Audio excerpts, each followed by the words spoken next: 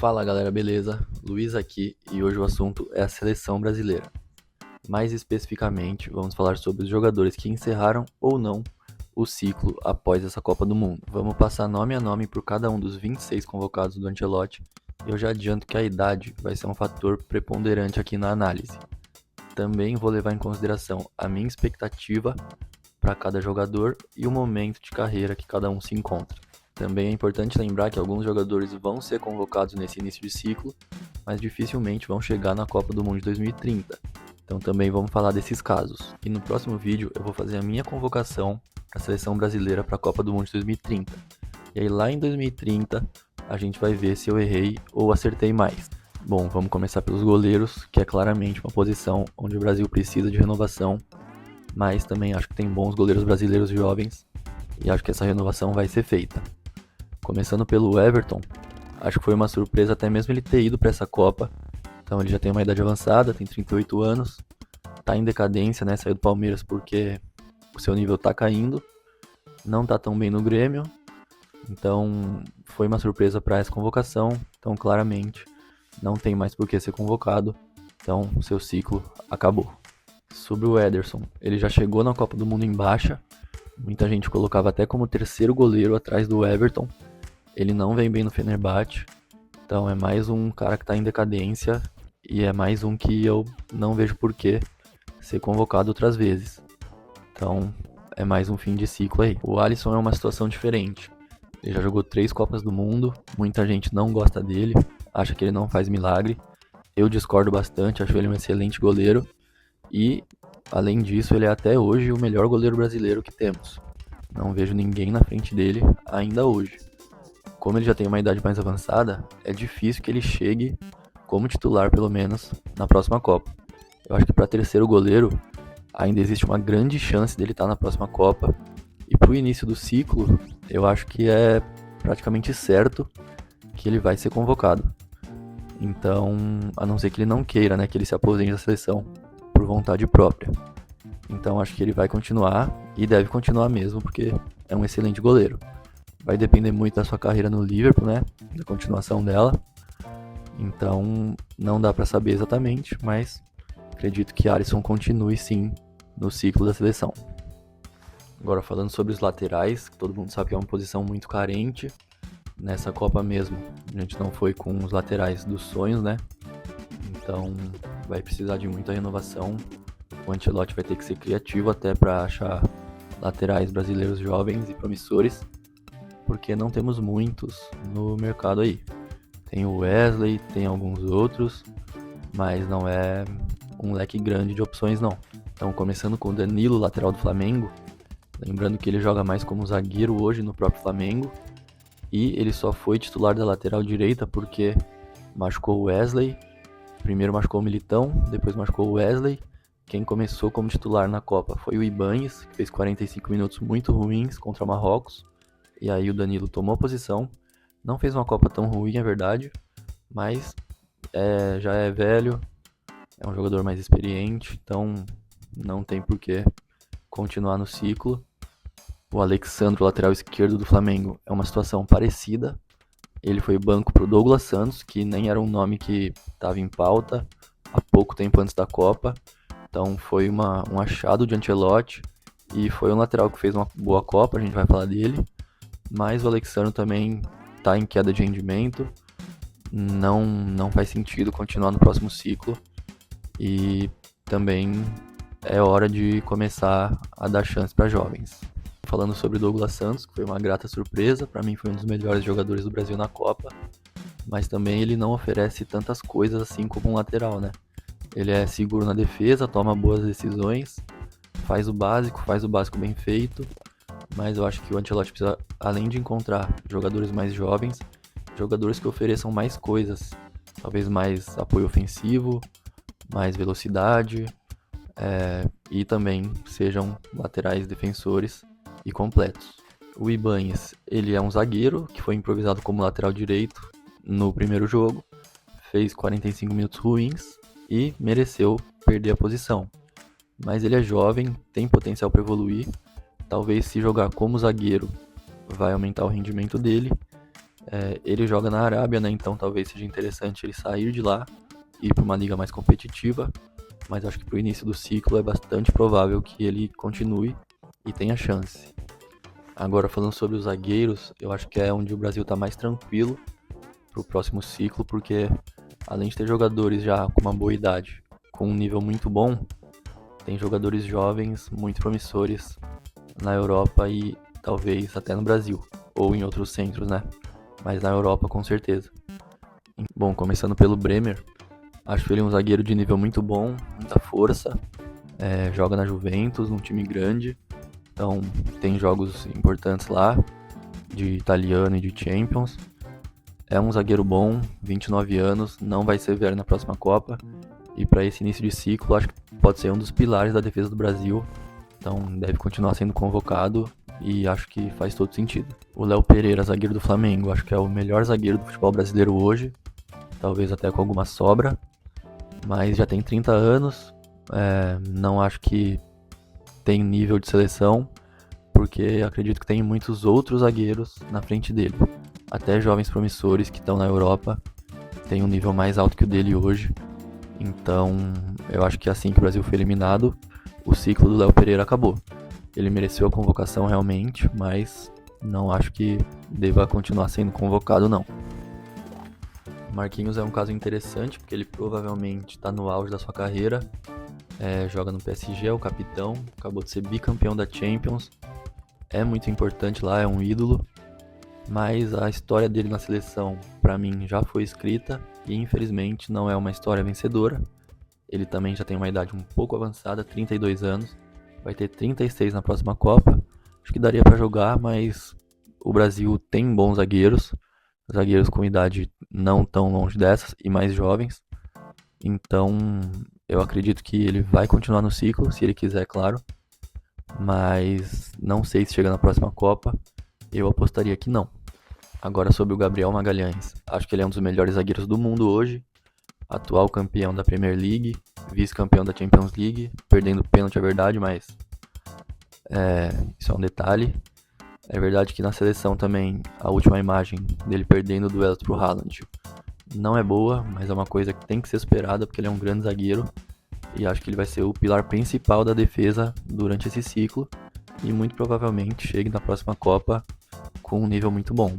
Então, para mim, ele vai ser o pilar da defesa durante esse ciclo. Obviamente, vai continuar sendo convocado e se não acontecer nada de muito diferente, deve chegar na próxima Copa. Agora vamos falar sobre os meias. Sinceramente, acho que é uma posição bem carente do Brasil. Temos alguns volantes, é verdade, tem potencial para chegar na seleção. Não muitos também, mas os meias mais centrais, mais ofensivos, realmente, se não começarmos a formar meias modernos nas nossas categorias de base, vai ficar complicado pro Brasil ganhar título de Copa nas próximas Copas aí. É uma posição bem carente e a gente vai ver agora. Vamos começar falando sobre o Ederson. O Ederson é um volante, né? Um primeiro, talvez um quase segundo ali. Ele joga na Atalanta. A negociação com o Manchester United acabou de dar errado por problemas físicos, né? Segundo o United. Então ele voltou para Atalanta. Eu acho que ele tem que sair de lá para buscar jogos maiores.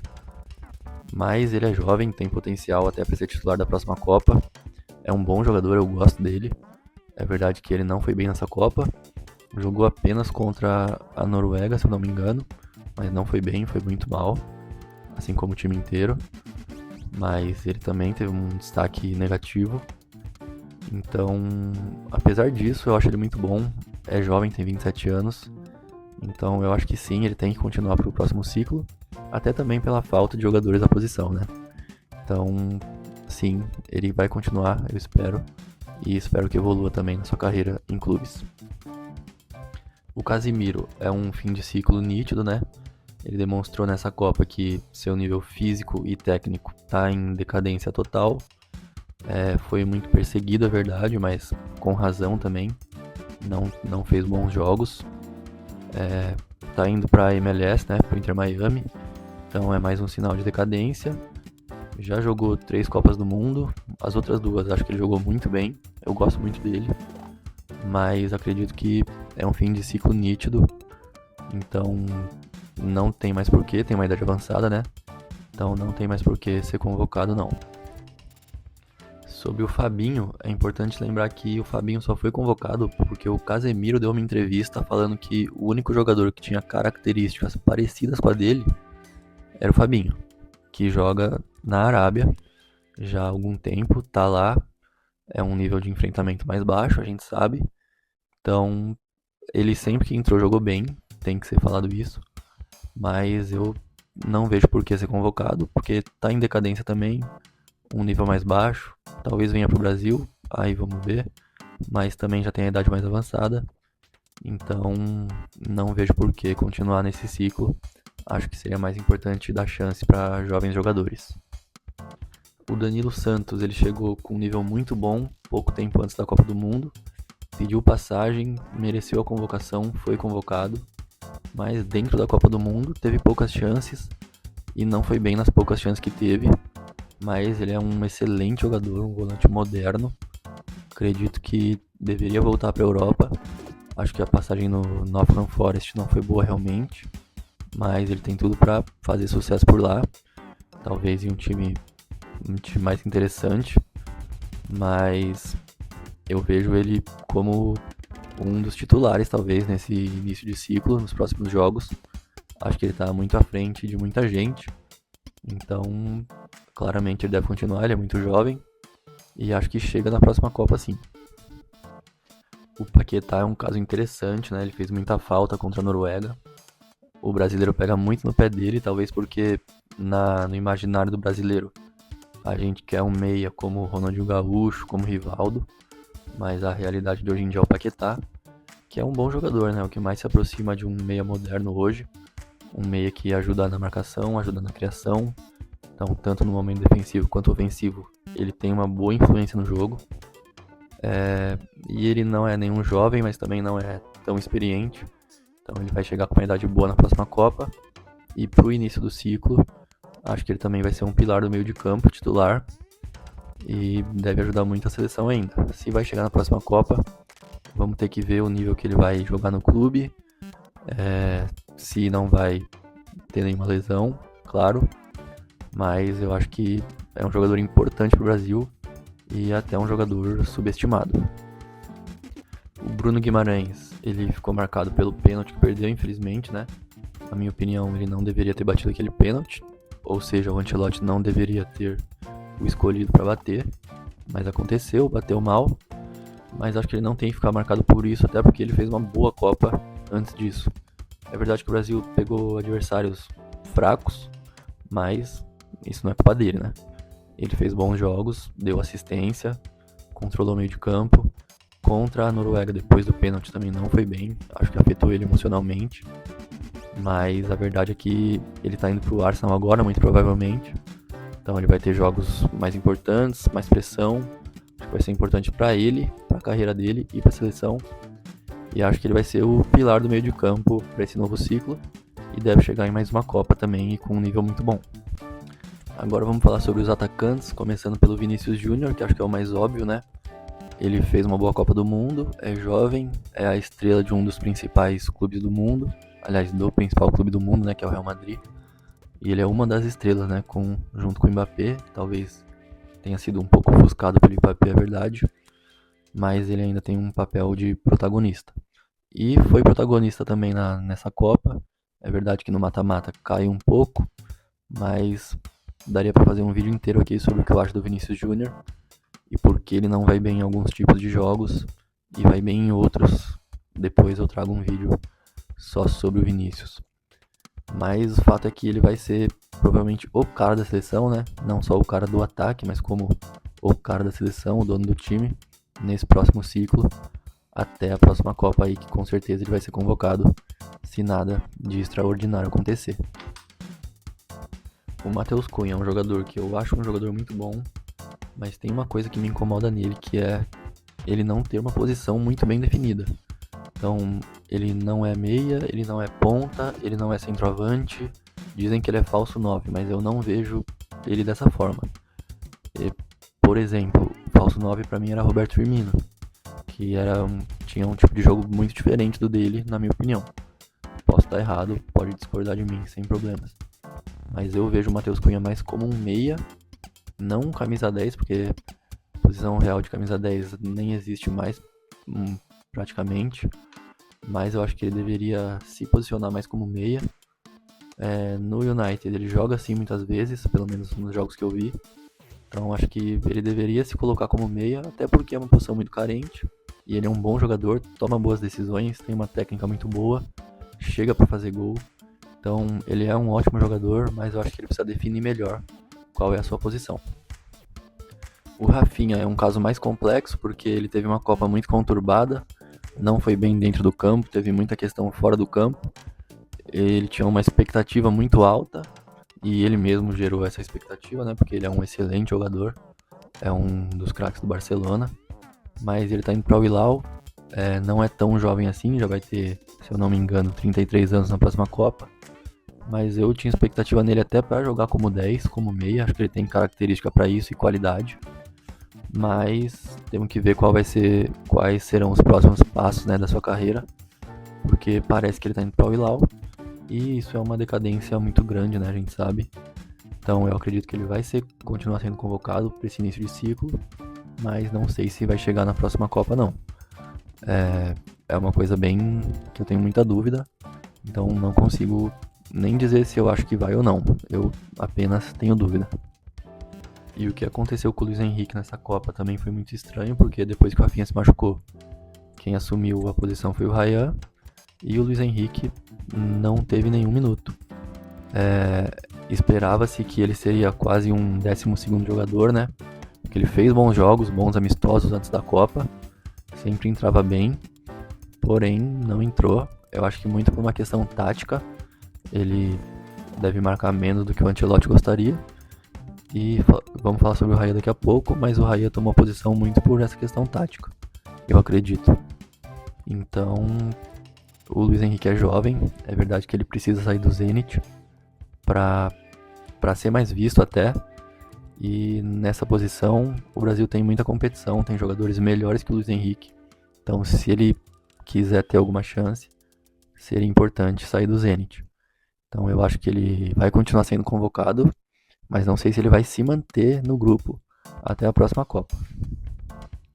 Agora, falando sobre o Igor Thiago, acho que ele é um jogador, talvez o que mais merecia ser convocado para essa Copa, porque ele joga num time como o Brentford e foi vice-artilheiro da Premier League, se não me engano, perdendo apenas pro Haaland. Então, dizem que seleção é momento, né? E se é mesmo, o momento era dele, então eu vejo dessa forma. Acredito que ele realmente mereceu ser convocado. Talvez ser titular foi um pouco do exagero de Ancelotti. Jogou só 45 minutos também, se eu não me engano, depois nunca mais entrou. Assistindo ele jogar, a gente vê que ele tem bastante limitação técnica, mas ele é jovem, pode evoluir, pode dar um salto na carreira pro clube. Então acredito que ele vai ser convocado mais vezes, mas eu não sei se ele se garante no grupo durante o ciclo até a próxima Copa, até porque eu vejo outros jogadores na frente dele. O Martinelli para mim é um jogador bem subestimado, ele é um ponta de muita velocidade, finaliza bem, apesar de não ter feito muitos gols nessa última temporada, mas é um finalizador, velocista, tem drible, não é um driblador de fato, mas tem o drible. E é um jogador muito aplicado taticamente, né? Ele defende, se recompõe muito bem, rouba bolas e também faz mais de uma função, né? A gente viu nessa Copa aí que ele jogou de meia no lugar do Paquetá e não foi mal. Fez bons jogos, fez o gol decisivo contra o Japão, não comprometeu em nada contra a Noruega e acho que talvez até quando ele saiu foi quando o time acabou se perdendo. Então ele vai continuar no ciclo, tenho certeza. Vai ser um jogador importante, talvez. E pra mim não seria nenhum absurdo ele chegar na sua terceira Copa. O Rai, acho que é um dos nomes mais óbvios que vai continuar nesse ciclo, né? Então, ele é muito jovem, acabou sendo titular na Copa depois da lesão do Rafinha. Mas eu não gostei muito da Copa do Mundo do Ryan, porque ele evitou muito mano a mano. Ele é um jogador de 1 para 1 de finalização, mas ele acabou evitando muito isso, talvez, no primeiro jogo que ele entrou titular. Ele tava com medo de errar, se eu não me engano, contra o Japão, mas ele deu muitos passes para trás quando ele podia ir pro mano, e escolheu passar para trás. E no jogo seguinte, contra a Noruega, foi também a mesma coisa. Muita disciplina tática, voltava muito bem, roubava algumas bolas, mas faltava o mano a mano, faltava ser o Raia do Vasco e do Bournemouth também. Então, pra mim, a Copa dele não foi tão boa. Entendo ele ter sido titular, depois da lesão do Rafinha, mas acho que ele ainda vai evoluir muito, gosto muito dele. E acho que é óbvio que ele vai continuar no ciclo e muito provavelmente chegar na próxima Copa. O Endrick, assim como o Ryan, acho que é óbvio que vai continuar no ciclo. Talvez seja o 9 principal ali do grupo. Mas tem uma questão importante que é, ele joga no Real Madrid, né? Então lá ele não vai ter lugar. Ele não vai jogar no lugar do Mbappé, nem do Vini, nem do Rodrigo, nem de ninguém. Então ele deve ter poucas chances. Se eu fosse o Endrick, eu sairia do Real Madrid e ia buscar protagonismo em um clube um pouco menor, né? Até porque o Real Madrid é o maior do mundo. Então, acho que para isso acontecer, ele tem que sair sim do Real Madrid e continuar na Europa, em um clube relevante, mas tem que ser titular. E se isso realmente acontecer, eu vejo ele como o nome principal para ser o 9 da seleção na próxima Copa e talvez não só na próxima, em outras também. Então, é fato que ele vai continuar no ciclo e nas próximas Copas. Agora, chegando finalmente no Neymar, é um nome que divide muita opinião, né? Polariza muito as opiniões. Só que, pra agora, né? Acho que é quase consensual que já deu. Ele jogou essa Copa com muita limitação física mais uma vez. Acho que ele não deveria ter entrado contra a Noruega. Foi um erro, sim, gigante do Ancelotti. E acho que já deu, né? Ele mesmo não sabe nem se vai continuar jogando. Acho que na próxima Copa ele já vai estar aposentado. Então chegou a hora de também outros jogadores como o Vinícius, talvez o Rodrigo, o Ryan, o Endrick, assumirem o protagonismo da seleção. E a página do Neymar é bonita, é verdade, mas a história dele também acabou. Agora me diz você concorda comigo? Faria alguma mudança nessa lista que eu fiz? Me conta aqui nos comentários. Um abraço e até o próximo vídeo.